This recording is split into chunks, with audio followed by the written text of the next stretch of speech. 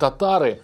Спершу цей термін означав монгольське плем'я з Маньчжурії, але згодом ним стали називати різні кочові народи північніше Китаю. У Європі 13 століття завойовницькі походи монголів теж ототожнили з татарами. Втім, поняття монголо-татари – пізній винахід російської історіографії 18 століття, який спотворює реальність. Імперія Чингісхана складалася не лише з монголів, а й з безлічі тюркських племен, об'єднаних одним могутнім правителем. До того ж, у західних провінціях імперії чингізидів монголи становили незначну меншість, тоді як тюрки, особливо ті, що розмовляли західними, кипчацькими діалектами, переважали як у війську хана, так і серед підкорених мешканців причорноморських степів.